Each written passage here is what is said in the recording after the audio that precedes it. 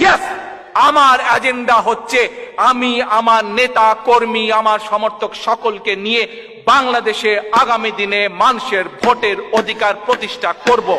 যে ভোট তোমরা দিতে পারোনি, আমি আজ আমার দলের একজন রাজনৈতিক কর্মী হিসাবে সমগ্র দেশের মানুষের কাছে আজ প্রতিজ্ঞা করতে চাই, তরুণ প্রজন্ম তোমাদের কাছে আমি পরিষ্কার ভাবে তুলে বলতে চাই, কারণ তোমরা আজ তরুণ প্রজন্ম, তোমাদেরকে এই দেশের দায়িত্ব নিতে হবে দুদিন পরে। কাজে তোমরা যদি রাজনৈতিক ভাবে ইন্টারেস্টেড না হও, রাজনীতি তোমাদের করতে বলছি না, কিন্তু তোমাদেরকে তোমাদের দেশের প্রতি দায়িত্ব আছে, তোমাদের দেশের প্রতি কর্তব্য আছে। কারণ আজ যদি তোমরা তোমাদের কর্তব্য সঠিকভাবে সম্পন্ন করতে না পারো, সঠিকভাবে দায়িত্ব পালন করতে না পারো, তাহলে পরশুদিন তোমাদেরকেই ভুক্তভোগী হতে হবে, তোমাদেরকেই ভুক্তভোগী হতে হবে। কাজেই আজ আমি বলতে চাই,